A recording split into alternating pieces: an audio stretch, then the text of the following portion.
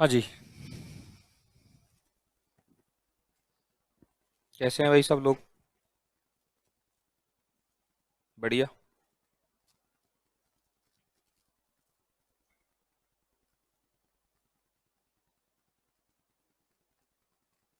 आवाज आ रही है सबको भाई?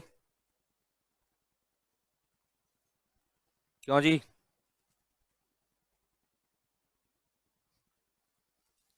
आवाज आ रही है सबको? आ रही है। चलो, एक किताब दे दो मुझे, बढ़िया सी।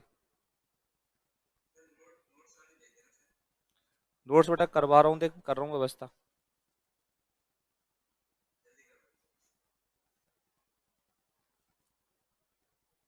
हाँ भाई, यूनिट नंबर फोर्थ पे अपन चल रहे हैं ना, फोर्थ यूनिट चल रही है अपन की।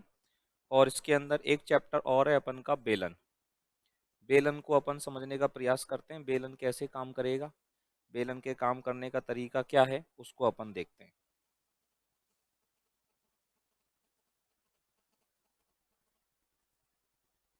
ठीक है, देखिएगा एक्सरसाइज 3, बेलन।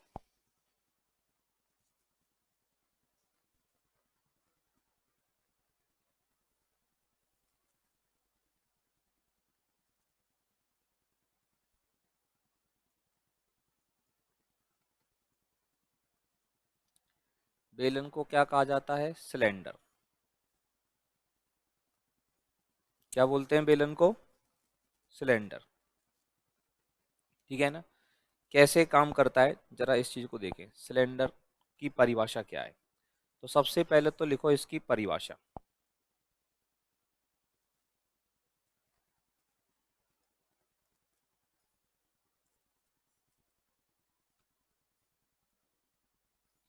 परिभाषा, बेलन की परिभाषा। बेलन की परिभाषा क्या है? लिखो, एक स्थिर रेखा के समांतर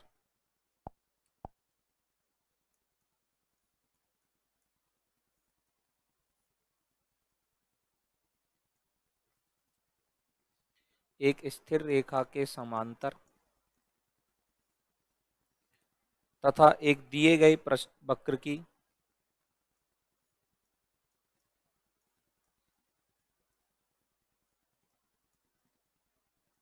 तथा एक दिए गए वक्र की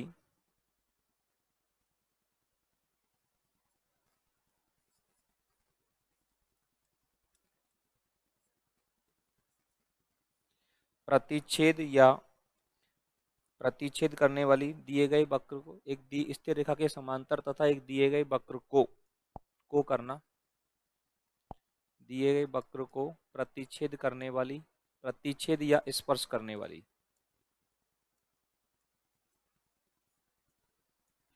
प्रतिच्छेद या स्पर्श करने वाली रेखाओं से निर्मित पृष्ठ,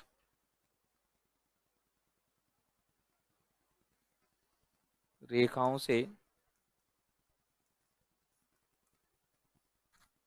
निर्मित पृष्ठ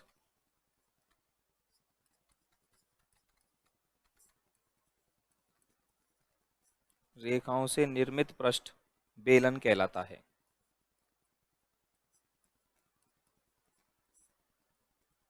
रेखाओं से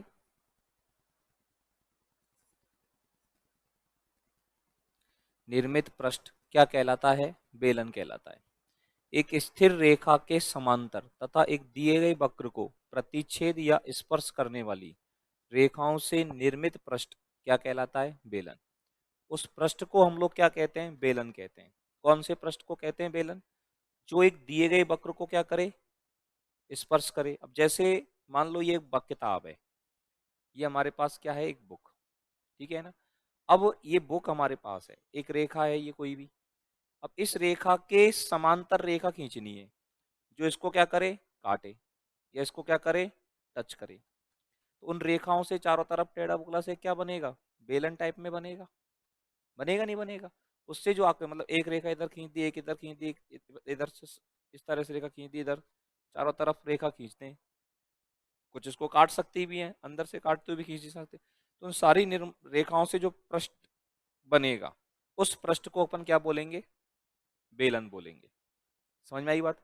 बेलन कैसा होता है बचपन से देखते आ रहे हैं। अब बेलन के लिए अपन ने देखा था पहले बचपन में कि ऊपर एक सर्किल होता है, नीचे एक सर्किल होता है, जबकि वो बेलन तो होता है लंब वृत्तीय बेलन। जबकि बेलन में नीचे क्या भी होती है, पीपा होता है, पीपा, वो भी एक तरह का बेलन ही है। पीपा क्या है, एक तरह का बेलन।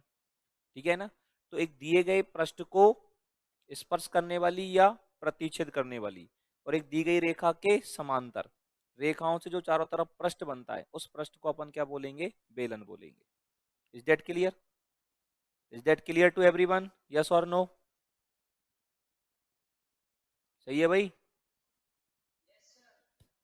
अब यहां पर ये जो पृष्ठ है, ठीक है, जिसको अपन स्पर्श कर रहे हैं, ये जो स्थिर रेखा है ये तो कहलाती है बेलन की अक्ष। स्थिर रेखा को तो बेलन की क्या बोलेंगे, अक्ष बोलेंगे। और चर रेखा को क्या बोलेंगे, वक्र। तो इसमें लिखो यहां दिया गया वक्र निर्देशक वक्र, यहां दिया गया वक्र निर्देशक वक्र, दिया गया वक्र क्या कहलाता है, निर्देशक वक्र। यहां दिया गया वक्र निर्देशक वक्र। स्थिर रेखा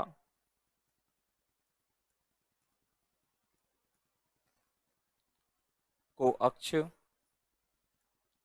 स्थिर रेखा को अक्ष एवं चर सरल रेखा को, एवं चर सरल रेखा को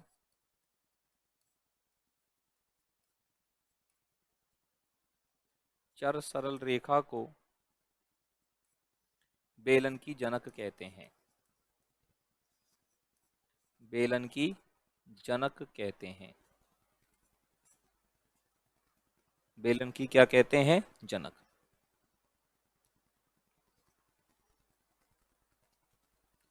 इज दैट क्लियर?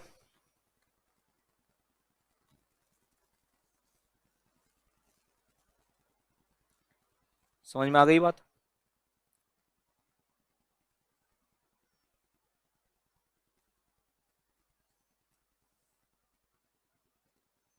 क्यों जी भाई?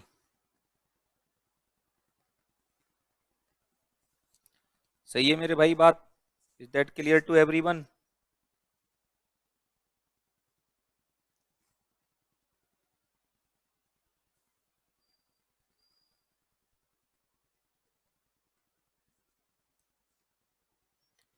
अरे सबको समझ में आ गई भाई बात यहाँ तक अच्छे से? यस और नो? चलिए जी, अब हेडिंग डालो। अब देखो इसको अपन एक उदाहरण से समझते हैं, बेलन का समीकरण। ठीक है ना। अब इसमें एक हेडिंग डालो, बेलन का समीकरण ज्ञात करना। बेलन का समीकरण ज्ञात कैसे करते हैं? बेलन का समीकरण ज्ञात करना।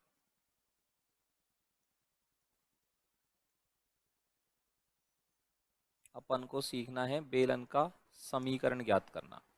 कि एक बेलन का जो समीकरण ज्ञात करेंगे वो कैसे करेंगे, बेलन का समीकरण ज्ञात करने की ट्रिक हमारे पास क्या रहेगी। ठीक है ना। तो बेलन का समीकरण ज्ञात करने के लिए इसको समझते हैं अपन एग्जाम्पल नंबर 1 से।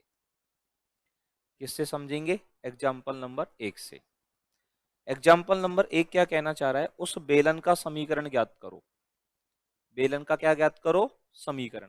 कौन से बेलन का, जिसकी जनक रेखाएं x/1 बराबर y/-2 बराबर z/3 के समांतर हैं तथा निर्देशक वक्र, एक रेखा दे रखी है अपन को, दी गई रेखा,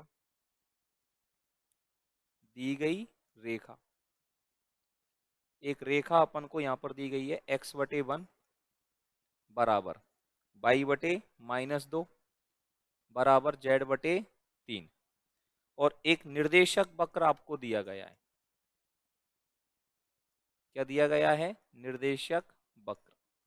और निर्देशक वक्र क्या दे दिया, x² + 2y² बराबर 1, z बराबर 0। इसको समीकरण नंबर 1 दे देते हैं, इसको समीकरण नंबर 2 दे देते हैं। शंकु में तो शंकु का समीकरण निकालने के लिए क्या देता था, शीर्ष देता था। और क्या देता था, निर्देशक वक्र देता था। क्या देता था, निर्देशक वक्र।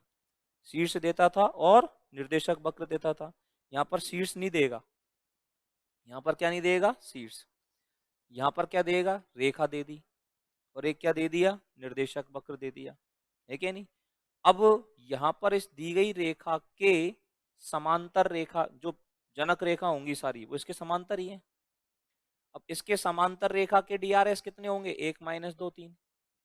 किसी भी रेखा के समीकरण में जो बटे में लिखे होते हैं ना, ऊपर एक्स वाई जेड का गुणांक पॉजिटिव हो और 1 हो, रेखा के समीकरण में ऊपर x का गुणांक, y का गुणांक, z का गुणांक पॉजिटिव हो और 1 हो, तो नीचे जो लिखे हैं ये क्या कहलाते हैं? उसके दिक् अनुपात। इस रेखा के जो दिक् अनुपात हैं वो क्या होंगे? 1 - 2 और 3। समझ में आई बात? इस रेखा के जो DRS हैं, इस रेखा के जो दिक् अनुपात हैं वो हो जाएंगे 1 - 2 और 3। और निर्देशक वक्र हमारे पास ये है ही है, ठीक है ना। तो हमने इसके पृष्ठ पर, बेलन के पृष्ठ पर एक बिंदु मान लेते हैं। माना बेलन के पृष्ठ पर कोई बिंदु, माना बेलन के पृष्ठ पर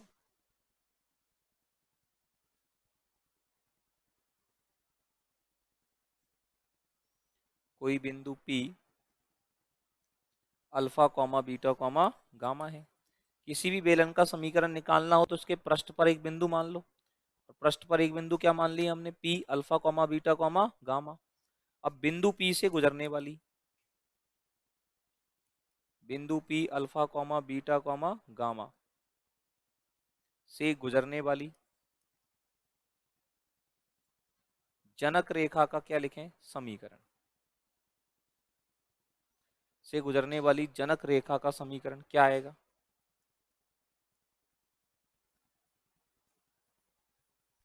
जनक रेखा का समीकरण, ठीक है। बिंदु P alpha comma beta comma gamma से गुजरने वाली जनक रेखा का समीकरण। तो इस जनक रेखा का समीकरण क्या हो जाएगा हमारे पास? बिंदु P alpha comma beta comma gamma से गुजरने वाली जनक रेखा का समीकरण। जनक रेखा का समीकरण कैसे लिखेंगे? वो इस बिंदु से गुजरेगी और जनक रेखा इसके क्या होगी? समांतर, ठीक है ना। तो समीकरण लिख लेंगे, बिंदु हो गया, बिंदु का x निर्देशांक x माइनस और बटे उसके दिक् अनुपात 1 equal to y minus beta बटे -2 बराबर z माइनस गामा बटे 3। अब अपन को तो अल्फा बीटा गामा में क्या लाना है? रिलेशन लाना है कि अल्फा बीटा गामा में क्या रिलेशन आएंगे। अब ये जो रेखा है वो इस वक्र को क्या करती है? काटती है, इस वक्र को मिलती है। यहाँ लिखेंगे रेखा 3 निर्देशक वक्र को मिलती है, समतल z बराबर 0 पर मिलती है, ठीक है ना। बिंदु दिया z बराबर 0, ठीक है ना। तो लिखेंगे रेखा 3 z बराबर 0 को मिलती है, तो जैसे अपन शंकु में करते थे, रेखा 3 समतल, ये समतल होता है एक तरह से, z बराबर 0 को मिलती है तो क्या हो जाएगा? इसमें z का मान क्या लगा दें? 0। z का मान क्या लगा दें? 0। तो z का मान 0 लगा देंगे तो क्या आएगा? x माइनस अल्फा बटे 1 बराबर y माइनस बीटा बटे -2 बराबर माइनस गामा बटे 3। अब इन दोनों से x का मान आ जाएगा, फर्स्ट और लास्ट से कितना आ जाएगा x का मान? 1 को गुणा करेंगे माइनस गामा बटे 3 से और माइनस अल्फा को इधर ले जाएंगे, है कि नहीं। कितना आ जाएगा? अल्फा माइनस गामा बटे 3 x इजिकल टू, तो और y बराबर क्या आ जाएगा? y इजिकल टू क्या आ जाएगा? माइनस बीटा को इधर ले गए बीटा और -2 को माइनस गामा बटे 3 से गुणा करेंगे तो प्लस 2 गामा बटे 3। यस और नो? x इजिकल टू आ गया अल्फा माइनस गामा बटे 3 और y इजिकल टू आ गया बीटा प्लस 2 गामा बटे 3। सच्ची बात? यस और नो? अब x का मान अल्फा माइनस गामा बटे 3 आ गया और y का मान बीटा गामा। अब ये x, एक बिंदु ये हो गया, एक बिंदु ये हो गया, और z का मान क्या लेके चल रहे हैं? 0। ये बिंदु किस पर मौजूद होगा? इस वाले वक्र पर, है क्या नहीं। लिख देंगे अब बिंदु, कौन सा बिंदु आ जाएगा हमारे पास? अल्फा माइनस गामा बटे 3 कॉमा बीटा प्लस 2 गामा बटे 3 कॉमा 0। बिंदु कौन सा हो जाएगा? अल्फा माइनस गामा बटे 3 कॉमा बीटा प्लस 2 गामा बटे 3 कॉमा 0। ये बिंदु कहाँ पर मौजूद होगा? बिंदु एक्सिस, वो वक्र इस पर स्थित होगा। अब बिंदु, ठीक है ना, ये इधर की तरफ लिखेंगे अपन, थोड़ा खिसका करके लिख दूं, ये इसमें मिले नहीं जिससे। लाइन खींच देता हूँ ये इधर की तरफ। अब बिंदु जो है ये वक्र कौन से पर स्थित है, x square plus two y square बराबर एक पर। वक्र x square plus two y square बराबर एक पर स्थित है या नहीं है। अब बिंदु अल्फा माइनस गामा बटे तीन comma beta plus two gamma बटे तीन कॉमा जीरो वक्र पर स्थित है तो क्या होगा। तो बिंदु इस वक्र पर स्थित है तो ये बिंदु इसको क्या करेगा, सेटिस्फाई है कि नहीं। कराओ सेटिस्फाई, कितना आ जाएगा, अल्फा माइनस गामा बटे तीन का whole square plus two, y का मान कितना लग जाएगा, बीटा प्लस टू गामा बटे तीन का whole square equal to one. सही है बात, यस और नो। अब ये अल्फा बीटा गामा में क्या आ गया, रिलेशन। और ये जो रिलेशन आया है ये ही बेलन का क्या है, समीकरण। ये जो रिलेशन आया है ये रिलेशन ही काय का समीकरण है, बेलन का। Are you getting my point. ठीक है ना, ये जो समीकरण आया है ये समीकरण ही काय का समीकरण है, बेलन का। ये बटे में यहाँ पे कितना आएगा, तीन, इसमें एलसीएम तीन, उसका वर्ग कितना हो गया, नौ, इसमें एलसीएम तीन, नौ, नौ से सबको क्या कर दें, गुणा, नौ से सबको गुणा कर देंगे कितना हो जाएगा, थ्री अल्फा माइनस गामा का होल स्क्वायर प्लस ये हो जाएगा two three beta plus two gamma का होल स्क्वायर और बराबर कितना हो गया, नौ, है कि नहीं। और इनको खोल लो और खोल करके यहाँ तक पहुँच जाओ, जल्दी से पहले लिख दिएगा यहाँ, यहाँ तक जल्दी से पहुँचो फुर्ती से।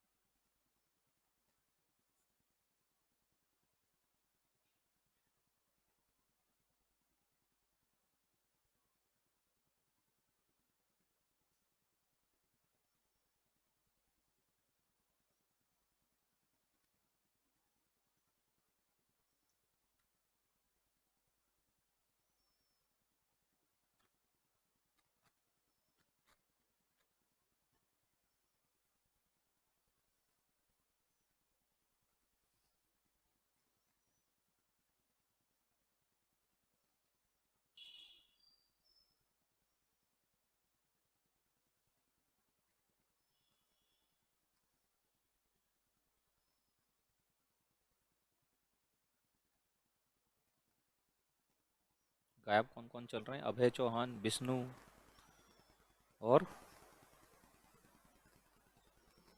विष्णु बीमार है और अभय शादी में। और तेरा साथी कौन कौन, दोनों शादी में। अच्छा, और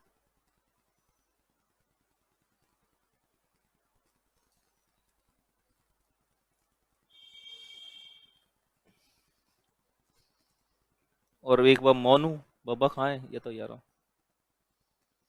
हो गया सबका। अब इसका होल स्क्वायर खोल लो, क्या कर दें, इसका होल स्क्वायर खोल दें, है क्या नहीं। होल स्क्वायर खोल दो, इसका कितना आ जाएगा, नौ alpha square plus gamma square minus छः अल्फा गामा प्लस कितना हो जाएगा, यही आएगा इसका होल स्क्वायर। और इसका करेंगे नौ बीटा स्क्वायर, दो से गुणा होगा तो 18 बीटा स्क्वायर, ये कितना हो जाएगा, चार गामा स्क्वायर, दो से गुणा होगा तो 8 गामा स्क्वायर।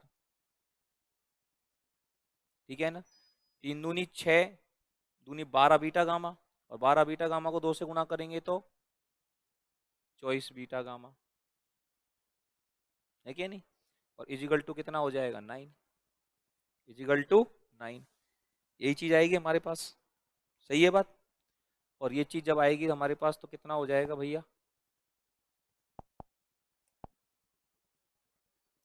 अल्फा की जगह पर क्या लगा दो x, बीटा की जगह पर y और गामा की जगह पर z, है कि नहीं? तो ये कितना हो जाएगा 9x²। तो बेलन का समीकरण, ठीक है। अब अल्फा बीटा गामा का बिंदु पथ लेने पर, अल्फा बीटा गामा का बिंदु पथ लेने पर जो समीकरण आएगा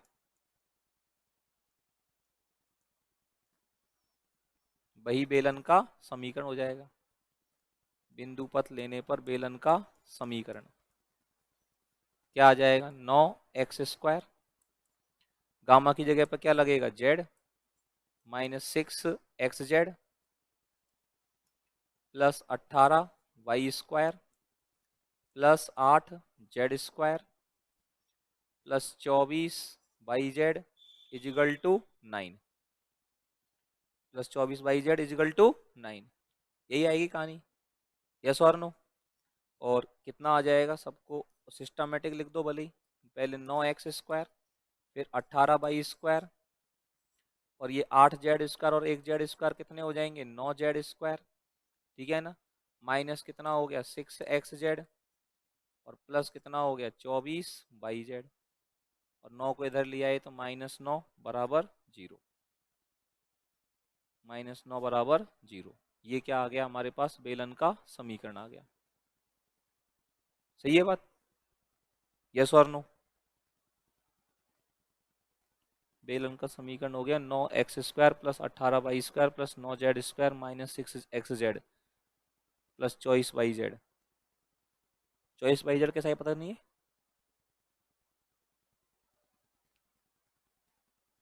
किताब यहाँ में गलत हुई हो, और तो सही है ना सारे।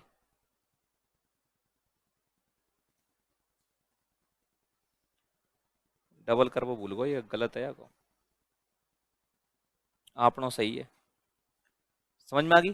तो बेलन का समीकरण कैसे निकालना है, बेलन के पृष्ठ पर क्या मान लो एक बिंदु, उस बिंदु से गुजरने वाली क्या लिखो जनक रेखा। जनक रेखा को पहले तो इस समतल में सेटिस्फाई करा लो, उससे बिंदु आ जाएंगे, और जो बिंदु आए उसको इसमें सेटिस्फाई करा दो एक्स वाई को, है कि नहीं। तो अल्फा बीटा गामा में क्या आ जाएगा रिलेशन, आ जाएगा नहीं आ जाएगा। और अल्फा बीटा गामा में जैसे ही रिलेशन आए तो अल्फा बीटा गामा का क्या ले लेंगे बिंदु पथ। तो alpha comma beta comma gamma का बिंदु पथ लेने पर क्या आ जाएगा बेलन का समीकरण आ जाएगा। सही है बात, यस और नो।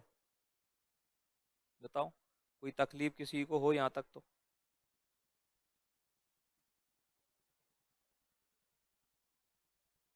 हम्म,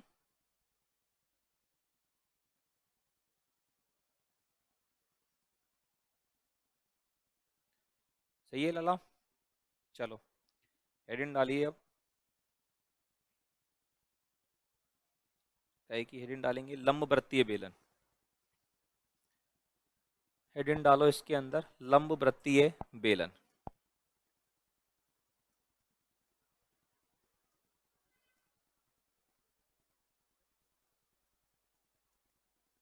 लंब वृत्तीय बेलन, इसको बोलते हैं राइट सर्कुलर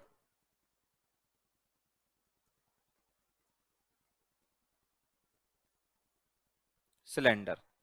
लंब वृत्तीय बेलन का मतलब क्या हुआ, राइट सर्कुलर सिलेंडर। आई बात समझ में। अब इसकी परिभाषा लिखो।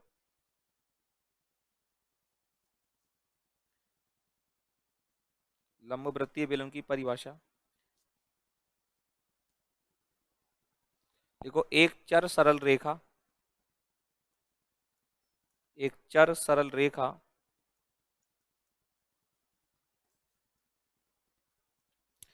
एक स्थिर रेखा के समांतर, एक स्थिर रेखा के समांतर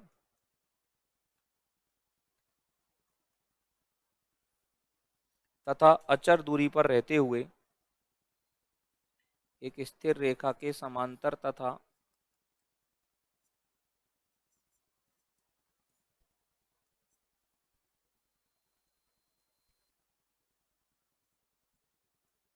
अचर दूरी पर रहते हुए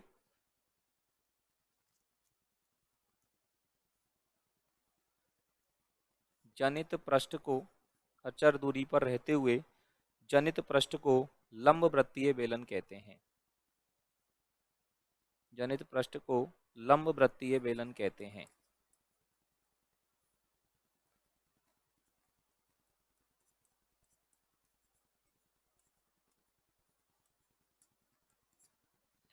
जनित पृष्ठ को क्या कहते हैं? लंब वृत्तीय बेलन। मतलब क्या है कि अभी तक तो अपन ने क्या था कि एक स्थिर रेखा के समांतर रेखाओं से पृष्ठ बनाया था। एक रेखा है ये, और इसके समांतर रेखा लें चारों तरफ। इसके समांतर क्या लें? रेखा। इसके समांतर रेखा अपन ने किधर ले ली? इधर ले ली। चारों तरफ इसके समांतर रेखाएं ली, और चारों तरफ इसके समांतर जो रेखाएं हैं उनसे निर्मित पृष्ठ को क्या कहते हैं? बेलन। लेकिन चारों तरफ इससे समान दूरी पर लें, जितनी दूरी पर इधर उतनी दूरी पर इधर उतनी दूरी पर इधर, चारों तरफ इससे समान दूरी पर क्या लें? रेखाएं।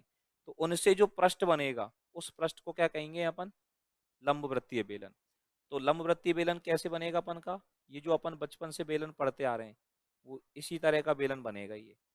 इसमें क्या है, जो बीच में जो रेखा है अपन की, ये स्थिर रेखा हो गई, और चारों तरफ इससे समान दूरी पर, और वो समान दूरी क्या कहलाती है बेलन की? त्रिज्या। मतलब चारों तरफ जो रेखाएं खींची गई हैं वो कितनी दूरी पर रख करके खींची गई हैं? आर दूरी पर। और चारों तरफ आर दूरी पर रख करके रेखाओं को खींचेंगे तो उन रेखाओं से निर्मित पृष्ठ को क्या कहेंगे? उन रेखाओं से निर्मित पृष्ठ को क्या कहेंगे? लंबवृत्तीय बेलन कहेंगे। सही है बात? यस और नो? क्यों बच्चा लोग? सही है भाई? तो उन सारी रेखाओं से निर्मित पृष्ठ जो है वो हमारे पास हो गया लंबवृत्तीय बेलन, राइट सर्कुलर सिलेंडर। अब अपन को सीखना है लंबवृत्तीय बेलन का समीकरण निकालते कैसे हैं। लंबवृत्तीय बेलन का क्या सीखना है? समीकरण निकालना सीखना है कि लंबवृत्तीय बेलन का समीकरण कैसे निकलेगा।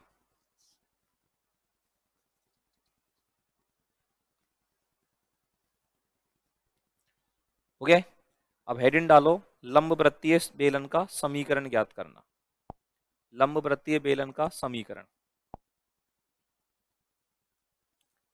पहले तो हेडिंग डालो लंबवृत्तीय बेलन का समीकरण।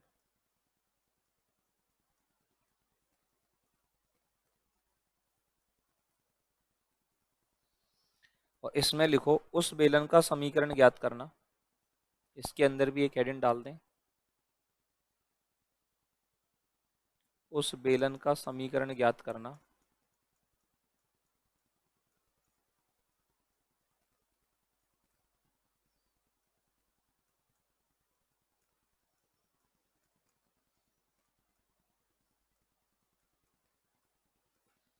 जिसकी त्रिज्या स्मॉल आर,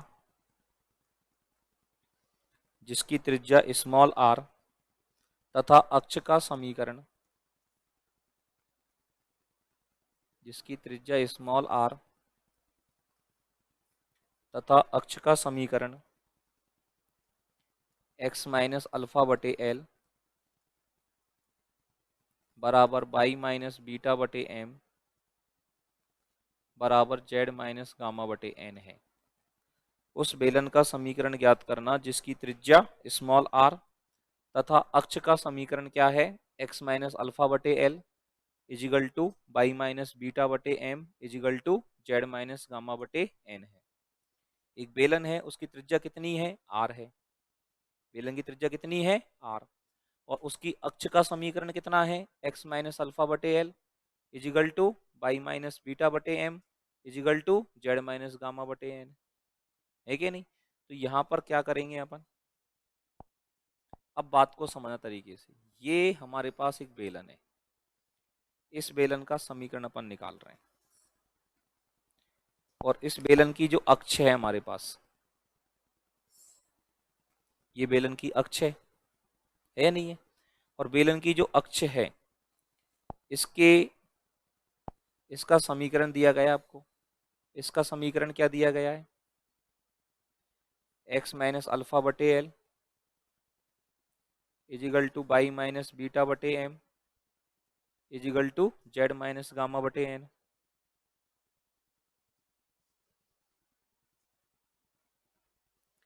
बेलन की अक्ष का क्या दे रखा है? समीकरण। तो बेलन की अक्ष का समीकरण क्या हो गया, x माइनस अल्फा बटे L equal to Y minus beta बटे M equal to Z minus gamma बटे एन। अब ये जो रेखा है, जो अक्ष रेखा है, इस पर एक बिंदु बता सकते हैं, इस पर बिंदु कौन सा है, कौन से बिंदु से रेखा गुजरती है, अल्फा बीटा गामा। वो बिंदु जिससे ये रेखा गुजरती है, वो बिंदु हमारे पास कौन सा हो गया, alpha comma beta comma gamma हो गया। उस बिंदु को अपन ने लिख दिया यहाँ, ये पॉइंट लिख दिया अपन ने कैपिटल ए, और इसके कोऑर्डिनेट क्या हो गए, alpha comma beta comma gamma. हो गए कि नहीं हो गए। और इसका समीकरण निकालने के लिए इसके पृष्ठ पर एक बिंदु मान लेंगे, पृष्ठ पर कोई बिंदु क्या मान लेंगे, X comma Y comma Z. यहाँ पृष्ठ पर कोई बिंदु मान लिया मैंने P x comma Y comma Z, direct ही X comma Y comma Z मान लिया। पहले कुछ और मानेंगे तो बाद में बिंदु पथ लेना पड़ेगा उसका, ठीक है ना। और बिंदु P x comma Y comma z से इस पर लंब डालोगे, तो डाला गया लंब इसको कहाँ मिलता है, एम पर। और इसकी त्रिज्या कितनी दे रखी है अपन को, आर। और ये इसको मिला दिया, तो यहाँ पर क्या बन गया, एक समकोण त्रिभुज बन गया। तो यहाँ पर क्या आ जाएगा, ए एम का स्क्वायर, इसकी लंबाई का वर्ग प्लस इस लंबाई का वर्ग, कितना हो जाएगा, आर स्क्वायर, और बराबर ए पी का स्क्वायर, तो इजिकल टू हो जाएगा ए पी का स्क्वायर। सही है बात, यस और no, is that clear to everyone. क्यों जी भैया जी, सही है बात, अरे सही है ना। अब ये चीज अब यहाँ पर सही है, तो यहाँ पर क्या करेंगे, ए एम का स्क्वायर प्लस आर स्क्वायर बराबर ए पी का स्क्वायर, ठीक है नहीं। ए एम का मान कितना है, ए एम का मान ए, अब देखो यहाँ पर ये सबसे बड़ी बात ये ए एम की लंबाई कैसे निकलेगी। अब ये लंबाई मैंने सिखाया था आपको निकालना,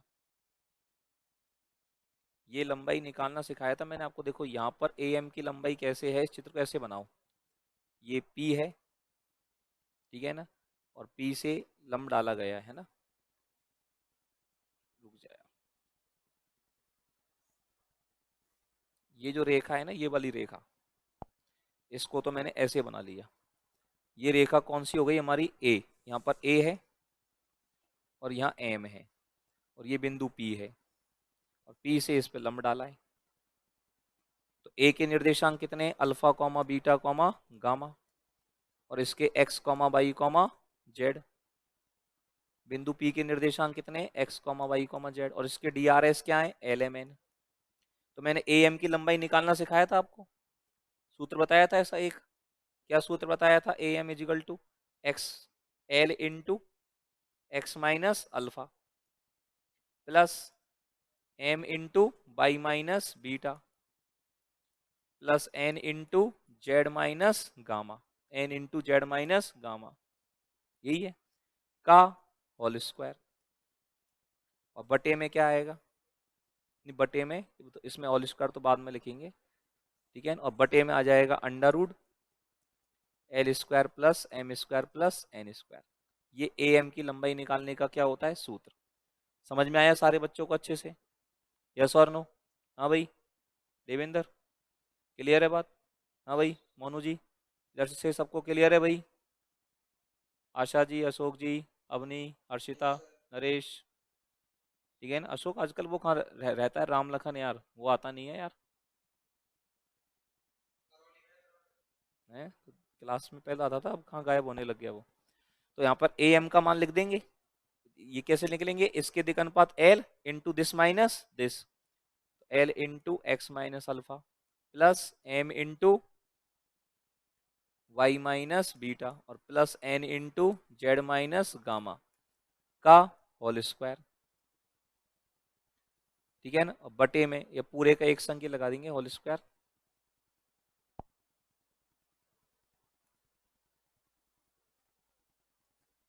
ठीक है ना। और बटे कितना आ जाएगा, रूट में L square plus M square plus N square, और पूरे का क्या कर देंगे, होल स्क्वायर। सही है बात। और प्लस कितना आ जाएगा, आर स्क्वायर, प्लस कितना आ जाएगा, आर स्क्वायर, और इजिकल टू कितना आएगा, ए पी स्क्वायर। अब ए पी स्क्वायर का मतलब इन दोनों के बीच में दूरी का वर्ग, कितना आ जाएगा, अंडर रूट, इनके बीच में दूरी कितनी आएगी, नीचे लिख देता हूँ बराबर में, under root X minus alpha का whole square plus Y minus beta का whole square plus Z minus gamma का होल स्क्वायर, और इस दूरी का क्या कर देंगे, वर्ग। अब इनको सॉल्व करने पर जो समीकरण आएगी वो समीकरण ही किसकी समीकरण होगी, बेलन की। ठीक है ना, अटे बटे खत्म करके बज्जर गुणा करके अपन लंबवृत्तीय बेलन का समीकरण निकाल लेंगे। सही है बात, यस और नो? क्यों जी बच्चा लोग, अरे बातें नहीं, यहाँ तक की बात समझ में आ गई सब लोगों को अच्छे से? कोई आपत्ति इसमें किसी को? नो आपत्ति। चलिए जी, अब यहाँ पर ध्यान दें, तो ये लंबवृत्तीय बेलन का समीकरण निकालने का क्या है, फॉर्मूला, कंसेप्ट। अब इसको कैसे अपन को यूज करना है, कैसे इस चीज को अपन को समझना है, इस चीज को अपन देखते हैं, समझते हैं एक बार एग्जाम्पल नंबर 2 से। एग्जाम्पल नंबर 2 देखिएगा ये क्या कहना चाह रहा है। एग्जाम्पल नंबर 2,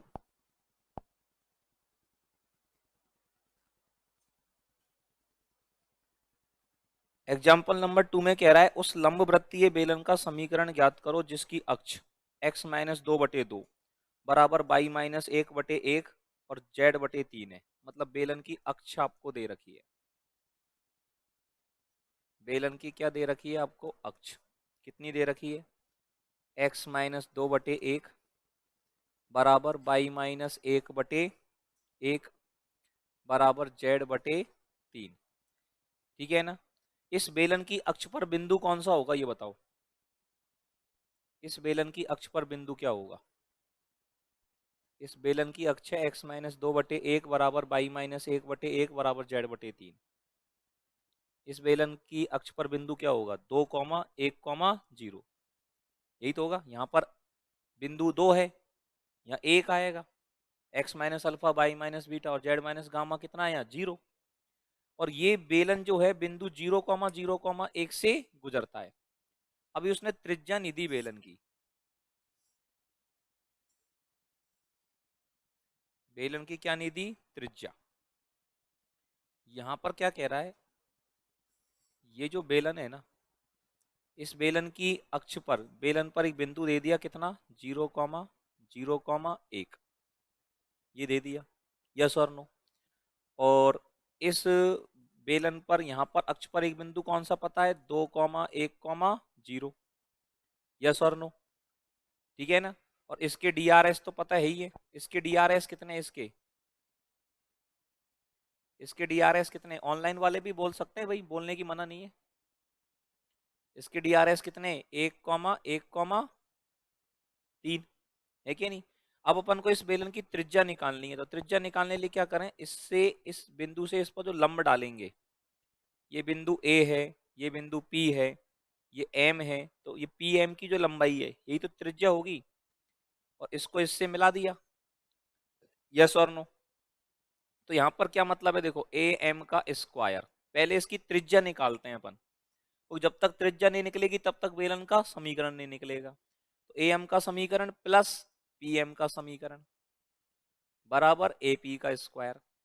अब इसमें AM का मान तो निकाल सकते हैं अपन, AM का मान कैसे निकालना सिखाया था, L 1 into x minus alpha 0 - 2, तो कितना हो गया, -2 प्लस 1 इंटू कितना आएगा, 0 - 1, तो 0 - 1 कितना हो गया, -1, है क्या नहीं, सही तो है, 0 - 1 बाई, और प्लस कितना आएगा 3, और इंटू कितना आएगा 1 - 0, 1 - 0, और बटे कितना आ जाएगा, बटे में कितना आएगा, अंडर रूट में 1 का स्क्वायर 1 प्लस 1 का स्क्वायर 1 प्लस 3 का वर्ग 9, और इस पूरे का क्या करेंगे, वर्ग, प्लस PM तो निकालना ही है अपन को। ठीक है ना, इसकी त्रिज्या को कितनी मान लें अपन, R, माना बेलन की त्रिज्या R है, यहाँ लिख देंगे, माना बेलन की त्रिज्या R है, बेलन की जो त्रिज्या है उसको कितना मान लें, R, बेलन की त्रिज्या R हो गई, यस और नो, है क्या नहीं। अब बेलन की त्रिज्या R है, तो कितना हो जाएगा प्लस आर स्क्वायर और बराबर ए पी स्क्वायर, इन दोनों के बीच की दूरी कितनी आएगी, 2 - 0 का वर्ग 4 +1 अंडर रूट लगाया नहीं अपन ने। अब इसको सॉल्व करेंगे तो -3 + 3 जीरो हो गया, ऊपर का पूरा जीरो भाग देंगे पूरा ही जीरो, ये तो पूरा जीरो हो गया, तो आर स्क्वायर बराबर कितना आ गया 6 और आर का मान आ गया √6। ये तो बेलन की त्रिज्या आई है अभी, क्या आई है बेलन की त्रिज्या। अब बेलन का समीकरण निकालेंगे, पहले नोट करो जल्दी से यहाँ तक कि बेलन की त्रिज्या तो हो गई √6, बेलन की त्रिज्या कितनी हो गई √6, जल्दी से लिख दो यहाँ तक भाई फटाफट से। हाँ जी, इज दैट क्लियर। नीचे अंडर रूट में इसमें, इसके अंदर बात कर रहा है क्या। अरे तो इसके अंदर तो अपन ने DRS के लिखे ना, √L² + M² + N², 1 का वर्ग 1, 1 का वर्ग 1 और 3 का वर्ग 9। √L² + M² + N² आता है ना यहाँ तो, सही है ना। चलो अब देखो, अब अपन बात करें बेलन के समीकरण के लिए। अब अपन वापस से इस चित्र को बनाते हैं। अब अपन ने इस बेलन की अक्ष दी है अपन को, और बेलन की अक्ष पर ये बिंदु तो ए ही है हमारे पास, और बिंदु ए तो कितना है 2, 1, 0, 2, 1, 0, और इसके पृष्ठ पर एक बिंदु क्या मान लेते हैं अब, क्यू मान लेते हैं अब, x, y, z, और क्यू से इस पर डाला लंब, और ये इसको n पर मिल रहा है, और ये लंबाई कितनी है √6 त्रिज्या, और इसको इससे मिला दिया। इसके DRS कितने हैं 1, 1, 3, यही है। अब XYZ में जो रिलेशन आएगा वही बेलन का क्या हो जाएगा समीकरण, XYZ में जो रिलेशन आएगा वही बेलन का क्या हो जाएगा समीकरण। यस और नो, बोलो जी, सही है बात। तो यहाँ पर बेलन का समीकरण निकालने के लिए क्या लिखेंगे अपन, an का स्क्वायर प्लस nq का स्क्वायर बराबर aq का स्क्वायर।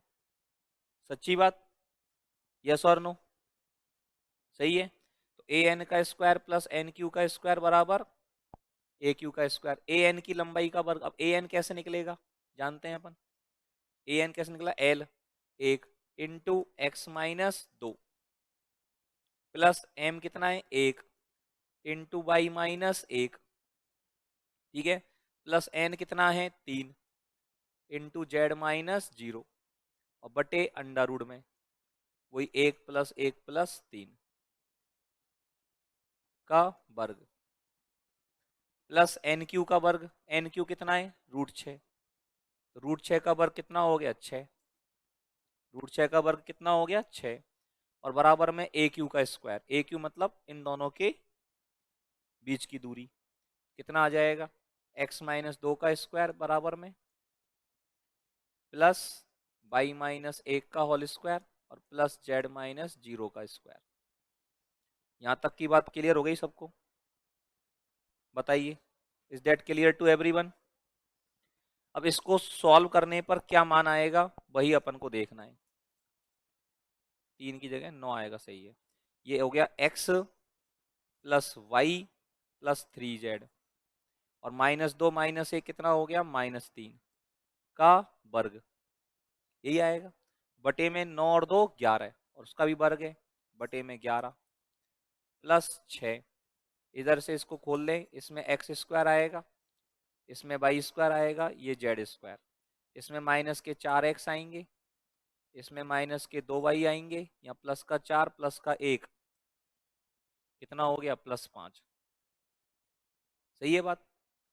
या प्लस का 4 प्लस का 1 कितना हो गया +5। कोई आपत्ति किसी को यहाँ पर, बोलिए जी, इज देयर एनी आपत्ति टू एनीवन, बोलो बच्चा लोग। अब ये +6, 6 को ले जाएं उधर, ठीक है ना, पहले 6 को उधर ले जाता हूँ, x + y + 3z का होल स्क्वायर बराबर कितना हो जाएगा बटे में 11 एक्स स्क्वायर प्लस 22, 11 से गुणा कर दूं साथ के साथ ही, कितना आ जाएगा 11 x² plus 11 y² plus 11 z² minus 44 x minus 22 y और प्लस 11 पंजो 55, और ये 11 छिक्की 66, तो 55 माइनस 66, या 5 - 6 - 1 हो जाए तो माइनस का 11, ये चीज बचेगी। ठीक है ना, अब यहाँ तक पहुंच जाओ जल्दी से, फिर इसका होल स्क्वायर कैसे खोलना है वो देखते हैं। इसका होल स्क्वायर कैसे खुलेगा उस चीज को देखते हैं अपन।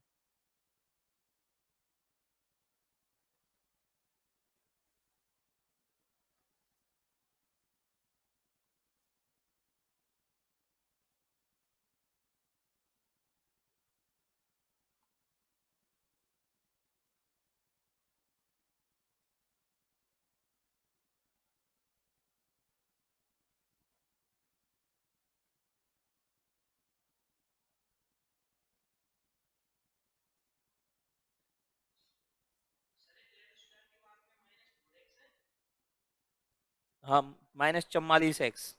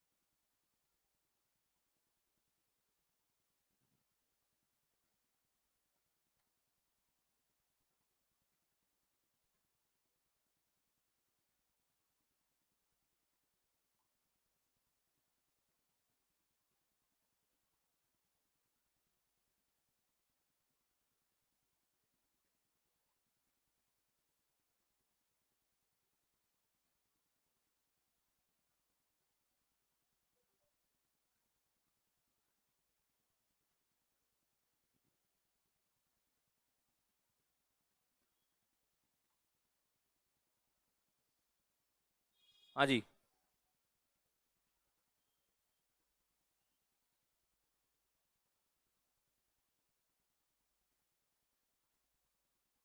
बताइए, हो गया सबका।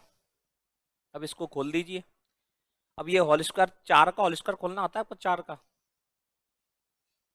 देखो 4 का वर्ग खोलना सिखाता हूँ। 3 तक के तो सीख रखे हैं आपने, है ना? 4 का नहीं आता ना आपको, है? देखो 4 का, पहले तो x का वर्ग खोल लेंगे, x का वर्ग x², फिर y का वर्ग, और 3z का वर्ग कितना हो गया 9z² प्लस 9, 3 का वर्ग, है क्या नहीं? अब इन दोनों के गुणा का दुगुना क्या आ जाएगा 2xy, इन दोनों के गुणा का दुगुना 6yz, है क्या नहीं? और इन दोनों के गुणा का दुगुना, एक भी ऐसे नहीं, ऐसे गुणा के दुगुने ऐसे मत करो, इसमें गलती कर दोगे आप। चारों के वर्ग कर दिए, 3 के नहीं होंगे तो 2 2 के ही। पहले तो इसके साथ जोड़े बनाओ, इसके साथ x और y का जोड़ा 2xy, फिर x के साथ 3z का जोड़ा, कितना आएगा 6xz, फिर x के साथ -3 का जोड़ा, कितना आ जाएगा -6x। x के साथ सबके जोड़े बन गए आगे। अब y के साथ बनाओ, y का 3z के साथ तो 6yz, फिर y का -3 के साथ तो माइनस का 6y, ठीक है ना? और फिर अब 3 x के साथ तो नहीं बनाएंगे, आगे ही चलेंगे, पीछे नहीं जाएंगे। अब 3z का बनेगा -3 के साथ ही, कितना आ जाएगा -18z। खुल गया ना एक बार में ही 4 का होल स्क्वायर। समझ में आई बात मोनू जी? कठिन नहीं है कतई भी। अपन ऐसे 4 को होल स्क्वायर, 5 को होल स्क्वायर, 6 को होल स्क्वायर, कितने को भी होल स्क्वायर खोल सके एक ही लाइन में। क्यों भाई अंकित, है ना गजब चीज? अब बराबर में कितने एक है अपन के पास, 11x² plus 11y² plus 11z² -44x -22y -11। Clear to everyone? अब ये क्या आ जाएगा हमारे पास, 11x² में से एक x² गए, कितना बचेगा 10x²। 11y² में से एक y² जाएगा तो 10y², और ये कितना बचेगा 2z²। 11z² में से ये गए तो, ठीक है ना? और इधर लेके आएंगे तो माइनस का 2xy, और तो कहीं है ही नहीं। माइनस का 2xy माइनस का 6xz हो जाएगा इधर आकर के, ठीक है ना। और 6yz भी माइनस के हो जाएंगे इधर आकर के। अब x वाली टर्म देख लो, इधर इधर x की कोई टर्म है माइनस के 6x, इधर आएंगे तो प्लस 6x हो जाएंगे। तो -44x प्लस 6x माइनस के 38x, सही है बात। और फिर यहाँ माइनस का 6y इधर आएगा तो प्लस का 6y, और माइनस के 22y तो माइनस के 16y, और माइनस का 18z प्लस के 18z हो जाएंगे, इधर z है ही नहीं तो प्लस 18z, प्लस 18z। अब क्या बचा इधर, कांस्टेंट ही बचा केवल 9, और 9 इधर आएगा तो माइनस के 9, और इधर माइनस के 11 है तो माइनस के 20 बराबर 0। और यही क्या है आंसर। इसमें कुछ गड़बड़ आ रही है क्या है, या मैं त्रिज्या √40/7 आई है क्या। चलो तो अभी तो इसको नोट कर लो, कल इसमें देखें कहीं जोड़ बाकी गुणा भाग गलती कर दी होंगी फिर अपन ने कहीं, ठीक है ना। अभी तो समय हो गया, फिर कल चेक करेंगे इसको एक बार क्या गड़बड़ है। ठीक है मेरे भाई, तरीका समझ में आ गया ना आपको, तरीका कैसे करना है। तो एक बार खुद से करके देख लेना दोबारा इस तरह से सवाल को, ठीक है ना। तरीका बिल्कुल सेम है, जोड़ बाकी गुणा भाग चेक करने तो वो एक बार कर लेना खुद से, ठीक है ना। फिर मैं कल चेक करवाता हूँ आपको। ओके, ठीक है बच्चा लोग। अरे सही है ना ललाओ। हाँ